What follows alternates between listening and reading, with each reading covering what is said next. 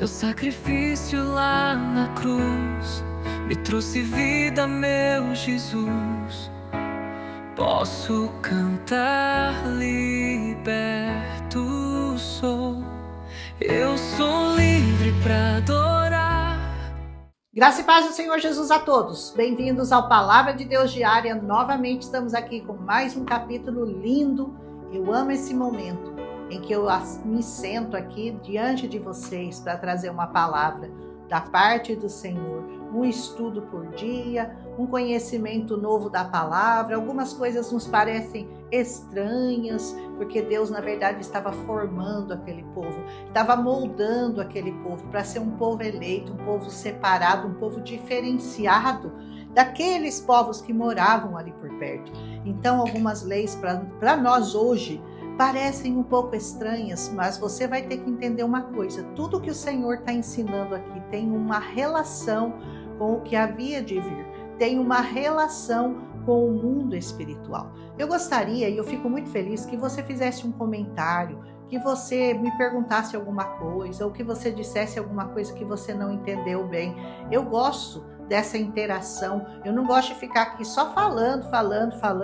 Eu gosto quando as pessoas dizem alguma coisa tipo: isso me edificou, eu não tinha entendido isso, já tinha lido esse texto, mas não tinha entendido.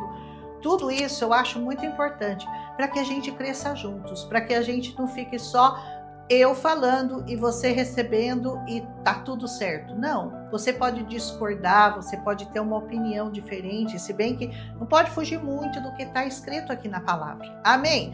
Dito isso, vamos para Deuteronômio 23, que vai tratar da questão do pobre e do necessitado.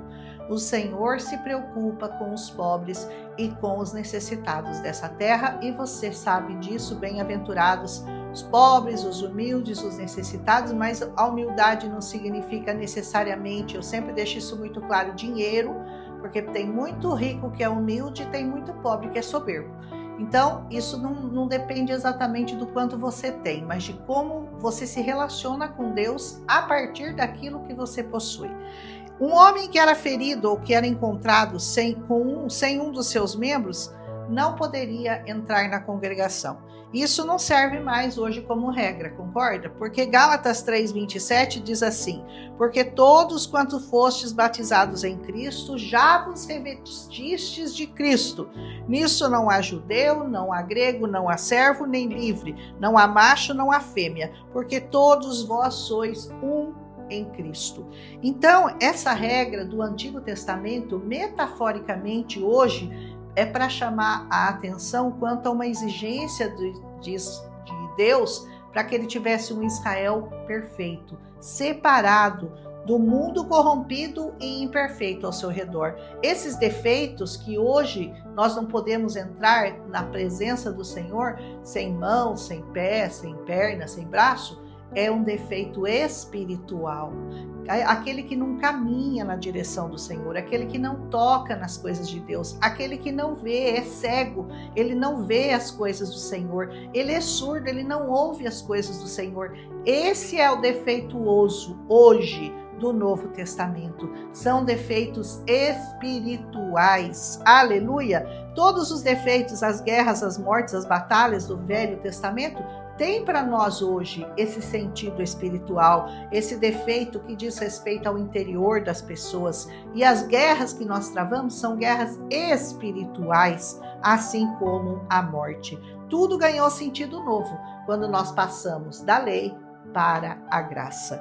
O bastardo também não entrava. Versículo 2 está escrito isso. Significa que hoje quem está sem o Pai, e o Pai que nós nos referimos é o Pai Celestial, não tem direito, não terá direito a entrar nos céus, a entrar na presença do Senhor, porque ele é bastardo, ele não aceitou o Pai dele, ele não aceitou Jesus como Senhor e Salvador, ele não o recebeu no seu coração para ser o Pai dele, para cuidar dele. Aleluia! Os amonitas e os moabitas também não podiam entrar. Versículo 3. Sempre tem um amonita e um moabita que não vai poder entrar no reino. Mas por quê? é por causa da raça? É por causa da cor? Não, é porque o coração dele é duro. É porque o coração dele não recebe essa palavra. É porque o coração dele não aceita Jesus. Então eles são considerados como se fossem amonitas e moabitas. Vamos voltar aqui para Gálatas 3:27, que eu até já citei, que permite que todos se acheguem a Cristo. O Senhor Jesus diz assim: todo aquele que se achegar a mim, de maneira nenhuma o lançarei fora. Se você quer se achegar a Cristo, saiba que Ele vai te receber. Mas se você não quiser se achegar a Ele, não tem como Ele te receber, porque é uma adoção. Você aceita ser adotado pelo Senhor a partir de Cristo Jesus, a partir de recebê-lo como Senhor da sua vida. Se você não aceita isso, você não tem como entrar na presença dele. Os amonitas e moabitas, o que eles fizeram de tão grave?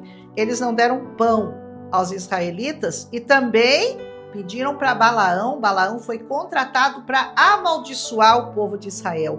Mas entendam que tudo isso era feito nos tempos de separação. Não buscarás a paz com eles, nem a sua prosperidade todos os dias para sempre. Versículo 6. Aquele que amaldiçoa o povo de Israel não pode viver em paz. Hoje nós somos o Israel espiritual do Senhor. Existe um Israel físico e um Israel espiritual. Nós somos considerados Israel por meio de Jesus Cristo. Israel por meio da adoção, por meio de Cristo Jesus, o nosso Senhor e o nosso Salvador. Esse povo árabe, que são os amonitas e os moabitas, eles vivem na Jordânia. Até hoje, eles são ferrenhos inimigos do povo de Israel. Eles não se reconciliam, eles querem matar aquele povo, eles querem exterminar aquele povo, eles querem que aquele povo seja destruído.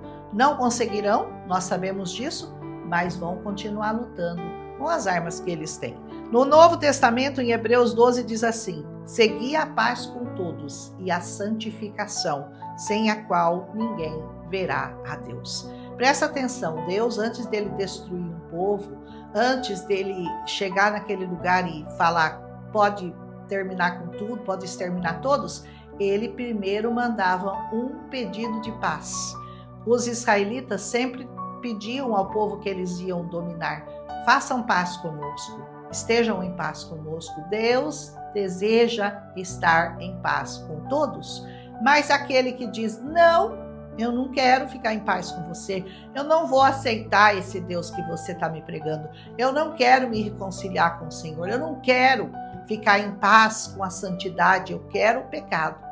Eu quero fazer o que eu quero seguir a minha vontade, fazer a vontade do meu corpo.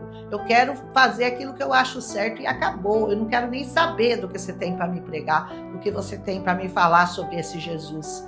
Então, aí o Senhor fala, bom, então, ele determinou que para ele é a morte, porque ele não quer fazer paz com o Senhor.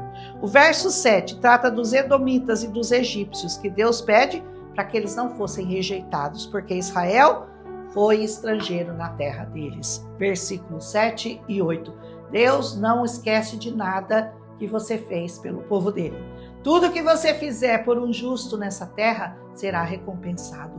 Um pedaço de pão que você deu para um pobre, para um necessitado, será levado em conta. Aleluia! Todo homem impuro ou contaminado deveria ficar fora do acampamento até o entardecer, lavando-se depois com água, e ao entardecer poderia adentrar novamente no acampamento. Versículo 10 e 11. Hoje nós sabemos que a água que nos lava é a água da vida. Só Jesus tem essa água para te dar, que pode lavar todos os seus pecados, purificar você de toda a injustiça. Deus aqui vai dar instruções sanitárias. Olha a preocupação de Deus em cuidar daquele povo, sobre como fazer as necessidades que eles tinham que fazer fora do acampamento, longe do acampamento, e depois cobrir com areia.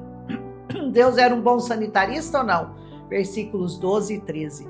Hoje nós sabemos, depois de muito estudo, que as fezes podem contaminar o local se elas não tiverem a uma distância mínima. Elas podem trazer doenças para a comunidade. Mas como Deus já sabia de tudo isso, porque foi Ele mesmo que criou, Ele pedia há mais de 3.000 anos que eles fossem longe da comunidade, fizessem suas necessidades e cobrissem com areia, porque a areia com certeza ia impedir os micróbios de se proliferarem.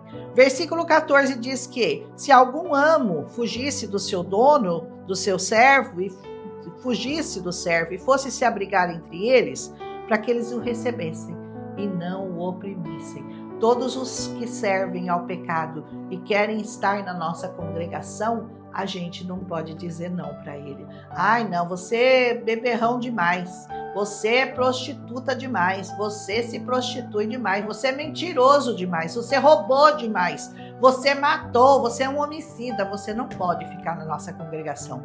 Hoje nós sabemos que o Senhor Jesus diz: venha a mim, todos que estão cansados, oprimidos, cheio de pecado, cheio de injustiça, mas não permaneçam como você está. Você vai ser lavado, purificado, remido pelo sangue do Cordeiro e, havendo transformação de vida, o Senhor certamente vai te receber.